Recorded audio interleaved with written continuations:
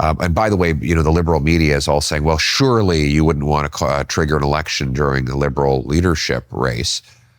Excuse me, the Canadian people are not obliged, 41 million people are not obliged to wait around while this party sorts out its shit. Like, these guys could have got rid of Trudeau a year and a half ago. They knew he was a disaster then. And now they say, well, we're low in the polls, so we have to get rid of him. Hey everybody, welcome back to the channel. I'm very excited for today's video. As you can see from the opening there, Jordan Peterson sat down with Pierre Poilievre face to face for over 2.5 hours. And the last time they did this was actually 2.5 years ago, where they did it over Zoom, and that one was good.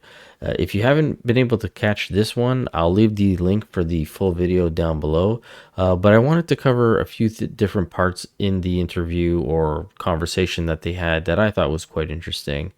But before we get into that, there was some breaking news that happened today where Marco Mendicino, another Liberal MP, has announced that he will no longer be running in the upcoming election. Go to Ottawa now for some news that's just into our newsroom. Another high-profile Liberal MP will not be running for re-election. For more on this breaking news, let's bring in CTV's Judy Trin for more. So, Judy, what can you tell us? What are you learning? So, Scott, this is a man, an MP.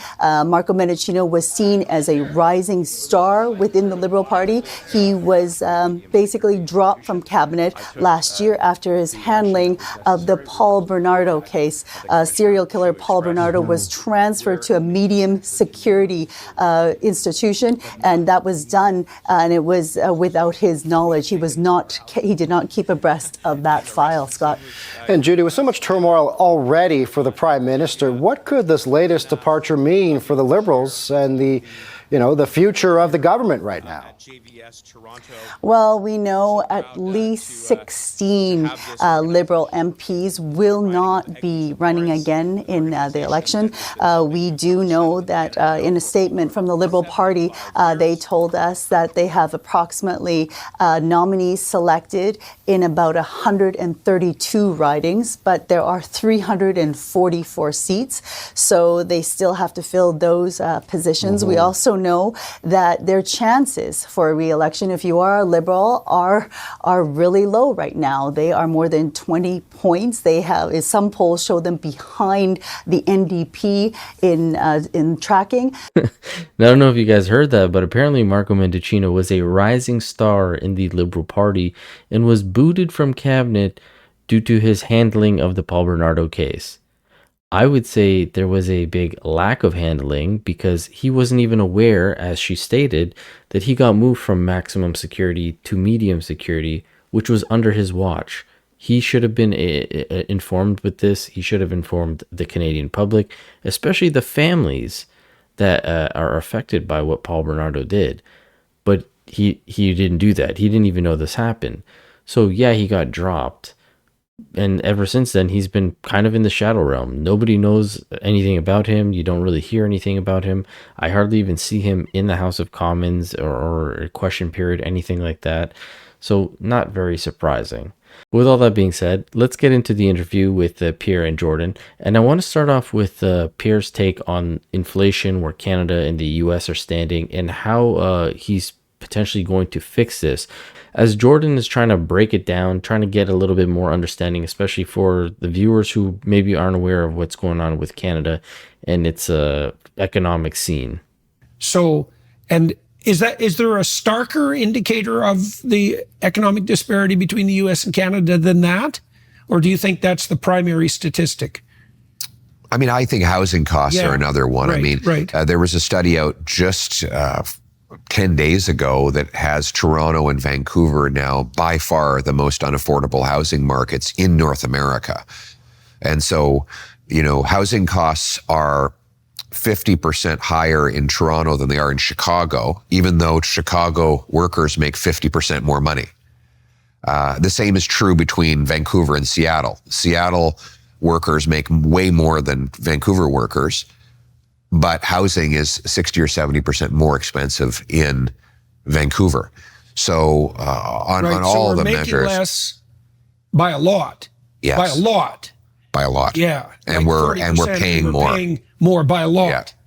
Right, and most of that's transpired in the last 10 years. Yes, and we're paying the difference by accumulating enormous quantities of debt. Our households are by far the most indebted in the G7. When you divide total household debt by GDP, we now have a bigger stock of household debt than our entire economy. We are more indebted as households than the Americans were right before the 2008 financial crisis. And so what we have as a model in Canada is we have artificial scarcity imposed by a very heavy and restrictive state, confiscatory state. So that suppresses production. But in order to allow for consumption, we print money and borrow money and then flood the economy with that money. Okay, so that's another problem. So that's the inflationary problem. Yes. Now, the problem with inflation, just many problems with inflation, but one of them is that it particularly punishes people who are thrifty and who save. Yes. Right. So inflation punishes the people who forego gratification to invest in the future. That's right. Right. So that's a very bad idea. It's a horrible. Inflation is the single most immoral tax for so many reasons. One, it takes from savers and people who are trying to be responsible, thus making it impossible to be responsible. Right. Because you will, if you refuse to play the inflation game of borrowing money to buy things you can't afford, someone else inevitably will, and you won't be able to afford anything. So you ultimately have to act responsibly. It's like Milton Friedman was asked, what would you do with your money in times of inflation? He said, spend it. Right. Like the first thing you want to do when inflation is out of control is to make sure you get rid of this thing that's losing its value. The second reason it's immoral is it takes from the poor, because the poorest people they do not have the ability to buy inflation-proof assets like gold and real estate and fancy watches and art collections and fancy wines and things that go up with or even exceed inflation. So it's a very big wealth transfer from the poor and the working class to the very, very wealthy. A very small group of people actually get richer. So the socialist policies that provide goods and services to Canadians, let's say, or denizens of other countries, by printing money, actually punish the poor brutally. Oh, absolutely. In consequence of the inflation that they generate. Yes. I mean, all the socialist policies in practice redistribute from the working class to the super wealthy in practice. And I can prove that again and again and again. In theory. In practice. Yeah. In practice, all the redistribution that happens in these so-called socialist countries ultimately goes from the working class to the super wealthy. That is the reality. But just one last thing on inflation. The final reason why it's so immoral is nobody votes on it. The basic principle of our parliamentary system is the government can't tax what Parliament has not voted. The people no taxation without representation, right? But no one ever votes to have the money printing happen. And so the inflation is adopted secretly, and you blame the grocer because groceries are more expensive, or your local gas station because gas is more, or your realtor because in fact, it was actually the government that bid up all of those things with money printing, and you didn't even know about it. So it is silent. It's a silent thief that takes from the poor and gives to the richest people, and it destroys the working class. And that's why I want to crush inflation. We need a policy that seeks to stop inflation at all costs. Now, something I found interesting with what Pierre just said there in his last point was that the government can't tax if Parliament has not voted. However, just 5 days ago, Northern Perspective, Ryan and Tanya put out a video talking about this exact thing, where the CRA is enforcing the proposed capital gains tax increase without parliamentary approval. Now, if you remember back in April when the federal budget was introduced, this was part of it. Chrystia Freeland wanted to increase the capital gains tax from 50% to 66%. However, a little bit after that, she broke it up so that it could be voted on separately. But as you could see from this report, it said the proposed tax hike outlined in the April 16th federal budget would increase the taxable portion of capital gains from 50 to 66%. While the House of Commons passed a required Ways and Means motion on June 11th, no subsequent legislation was introduced or approved to make an increase the law. The change was intended to take effect on June 25th, but the parliament dissolved before any bill was tabled. However, according to this, the CRA thinks that it's still okay to go forward and do these types of things, which in my eyes is a straight contradiction of what Pierre just said, is going to cause more problems. But now Pierre is going to kind of talk about what his plan is going forward and dealing with this sort of tax inflation situation. Okay, so what would you do to stop inflation? Well, we stop the money printing. You know, we need, and the money printing is just a means to fund deficit spending. Mm-hmm. Governments borrow to define the deficit, for people. So basically, the deficit is the difference between what the government spends and what it brings in. It's usually calculated on a yearly basis. That's deficit. Right. Yeah, and the debt? Well, the debt is just the accumulation of the deficits. Right. So the deficit right now is $62 billion. And I thought it had a ceiling of 41 billion. Yeah, right. Wasn't that a ceiling? Yeah. Guess not, eh? I guess not. Mm-hmm. Look, there are very real present day consequences for that. Deficits increase the money supply. Central banks effectively facilitate that increase in the money supply, and that causes inflation. And, it's why I have a buddy whose family moved here from Italy back in 1973. His father worked paving roads, and his mother made sandwiches in a senior's home. They were able to pay off their home 10 minutes from Parliament Hill in 7 years. Right.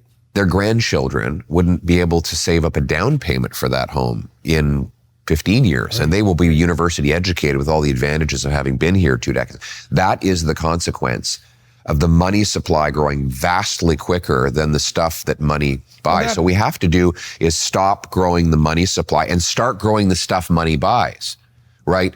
Produce more energy, grow more food, build more homes. We have to unleash the free enterprise system to produce more stuff of value.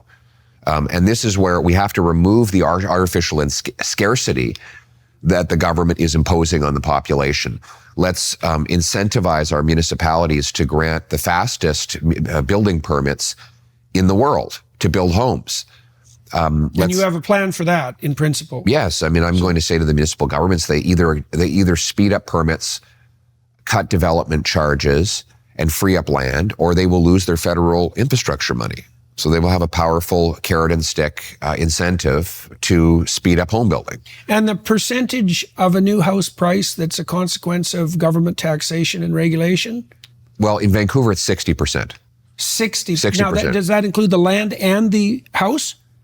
Yes, that includes everything. So I'll tell you how they calculate it. C.D. Howe took the cost of compared the cost of building a home to the cost of buying a home. Yeah. And he said, what's the gap between those two things? So they added up land, labor, profit for the developer, materials, and they compared that to the sale price. And they found the gap was $1.2 million. So that's $1.2 million of extra cost above and beyond the materials, the labor, the land, and the profit for the developer. So where's that going? Well, the answer is development charges, sales taxes, land transfer taxes, the delays in getting the permit, time is money, the consultants, lawyers, accountants, lobbyists that the developer has to hire in order to get the approval.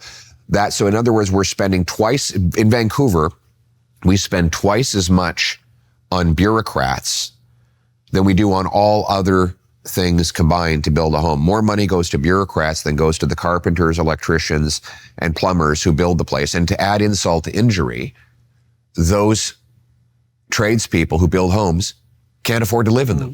Now, when I heard this part of the interview, it actually kind of took me by surprise because I was talking to my brother about this exact thing today. He's a drywaller, framer, he's in the trades, and we were talking about how it's at the point where the people who are building the houses can't even afford to live in these houses. And the people who are affording these houses actually can't even afford these houses to begin with. The amount of foreclosures have been increased. I think there was a recent report saying that the second half of 2024, it was up I believe 5% from the 1.7% back in 2022. So quite a big spike in terms of the amount of foreclosures that people had to deal with. And the CTV actually did a report on how people are going to be using their credit cards in 2025 or paying off their debt. And this advisor, I guess, that they had on the show, he was essentially saying that the people who go to these payday loans and places where they can get a little lump sum and then they have to pay it back with interest, they're going to be getting a bit of a break because of the rules of the government, but that he's probably going to see an increase of people who consolidate their debts and sell them to these individuals to try to get rid of them. And this is going to be more of a normality. Take a listen.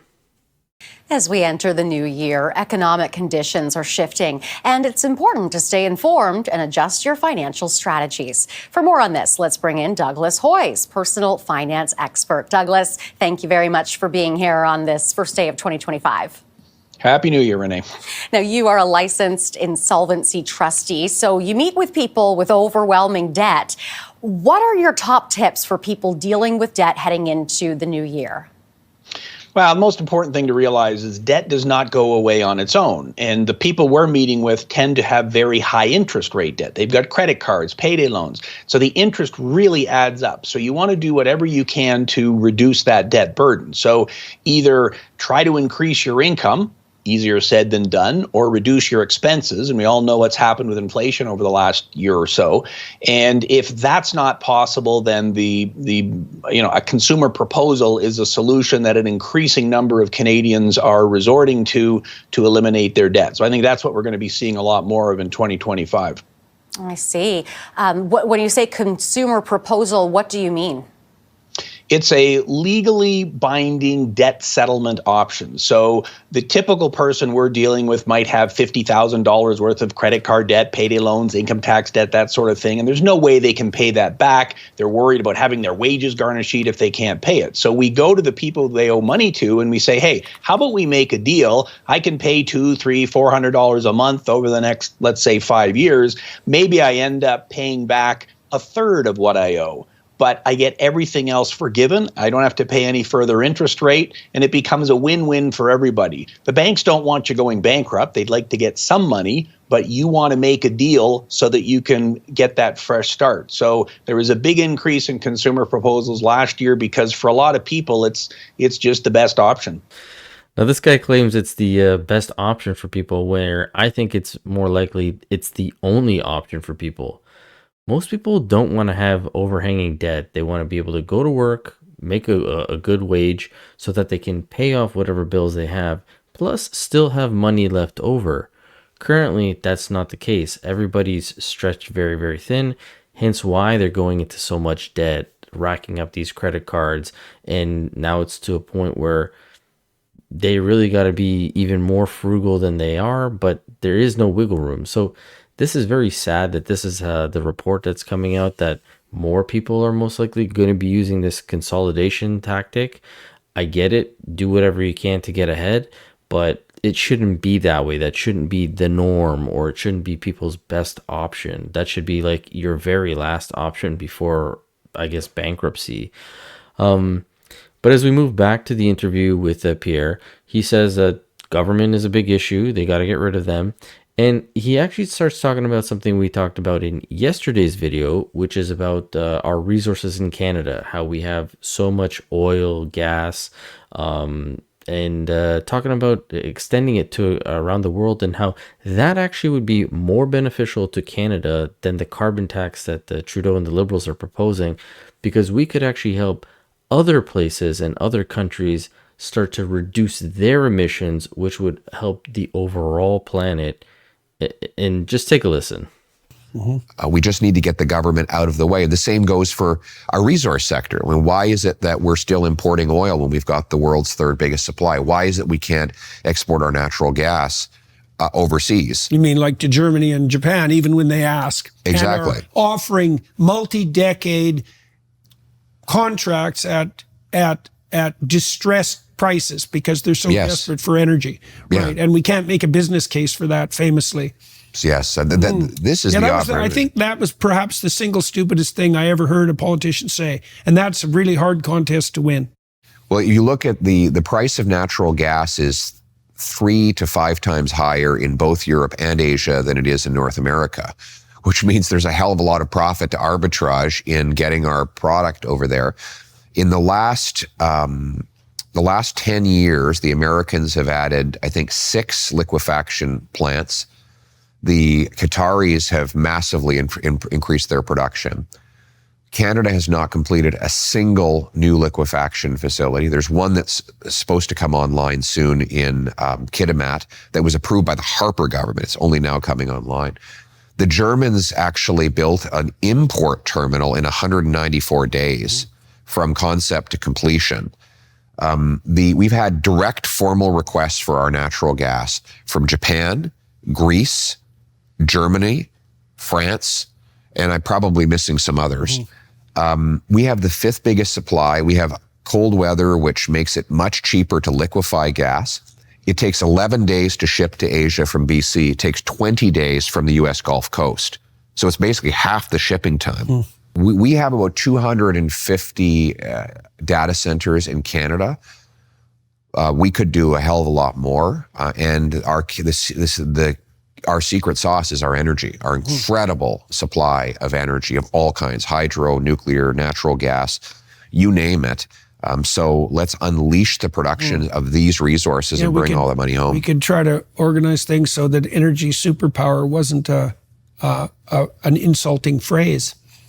Well, National Bank did a study. If you want to talk to these environmental loons that hate our energy sector, they said, the great economist Stéphane Marion out of Calgary, National Bank, said if we displaced half of the electricity demand that India will have added to its grid over the next 20 years by supplying our natural gas instead of them using coal, it would reduce global emissions by 2.5 billion tons, which is 3 times the emissions of all of Canada.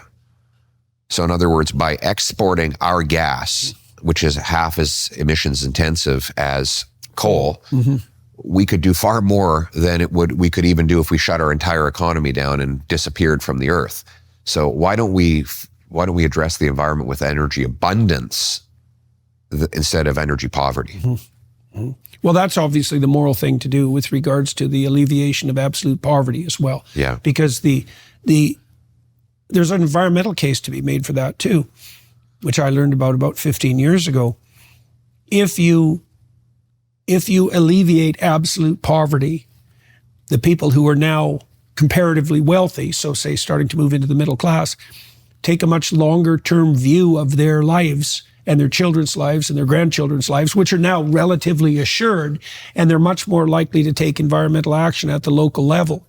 So it looks like the fastest pathway to a genuinely green and sustainable future is through the eradication of absolute poverty. Right. And the most effective route to that is cheap energy. Right. So absolutely. So it looks like we could have a green future and eat our cake too, so to speak. And Canada could definitely be at the forefront of that. Absolutely. So now, this actually is something that's been talked about for a few years now, at least that I know of, by a gentleman by the name of Bjorn Lomborg. I believe I'm pronouncing that correct. He's been on Joe Rogan's podcast, Lex Friedman's podcast, Jordan Peterson's podcast, and a bunch of other ones. He's written books, all this stuff. And one of the things that he claims is to help these places like China, like India, who focus on burning so much coal and producing a lot of emissions because of the levels of poverty there. One way to counter this would actually be providing these places with air conditioning, especially places like India where it's super, super hot, air conditioning or proper heating. And if you were able to provide at least that basic necessity for these individuals in these places, wherever they live, then that would actually reduce them having to now start burning coal, burning wood, burning garbage, and emitting all these things into our atmosphere. Now, when you add on top of what Pierre just suggested, us providing the natural gases and the oils and everything to these places, then yeah, it would definitely decrease the emissions. It would help the planet survive a lot better. So this is a much smarter approach. Now, the last portion that of this interview that I wanted to show you was towards the end, where Peterson was questioning Pierre on what's actually driving him, because there's going to be so much stacked against him. Why does he want to actually continue with this this endeavor? And Pierre's answer is perfect, in my opinion. You can actually feel the authenticity in his answer, his goal, his mission, as he mentions. And I think I'm going to let just the video play out for the rest of the video. So until next time, I'll catch you guys later. Thanks so much for watching. A Senate that's packed with liberal progressives. Let's call them by their proper name. You have a Senate that's packed with progressives. You have a judiciary that's packed with progressives. You have municipalities all across the country that are progressive. Even once you win, there's going to be a lot of opposition to your movement forward, and you're going to inherit all these problems. So, like, Are you trying to dissuade me from taking this rough, job, man? And so, I mean, I want to know why you think you're ready. And it's been 2.5 years since we've had this conversation like this. And what's your plan? I would say I'm tougher. What does that mean? Tougher? Well, it's like you watch a boxing match and you see these guys get hit again and again and again. You say, how is it that you can take a punch? The average person takes a punch like that on the street, they'd collapse. Well, once you've taken a punch, you know how to take a punch. And when you run for leader of the oldest and biggest political party in the country, and you're trying to challenge the vested interests, then you're going to take a lot of punches. And I have, and I've withstood those punches. And as a result, I feel stronger now than I did when I started. Okay. I don't feel I have beaten down. I feel emboldened and strengthened from that, running through that gauntlet. Right. So that hasn't demoralized you? Not at all. No. In fact, to the contrary, I feel more invigorated than ever before. Why? Because I think, because I have a mission there. You know, I think was it Frankel that said, "He who has a why can withstand any what? Anyhow. Yeah. And I have a why. I know why I'm doing this, and I want to get this done for the country, and I want to leave behind the opportunity for every other Canadian, the chance I had as a kid. And I know it's personal for me. You know, I don't come from a privileged or wealthy background. I was adopted by school teachers, grew up in a normal suburban neighborhood. We didn't always have money, but I was able to get here. Mm-hmm. And my wife's the same story. You know, she came here with nothing, and she's had a great life. Her family's had a great life. I love that about this country. And the idea that I could restore that as my life's work for other people, to me, that is exhilarating. That excites me. If that could be the only thing I do with my career, that would be an incredibly rewarding outcome.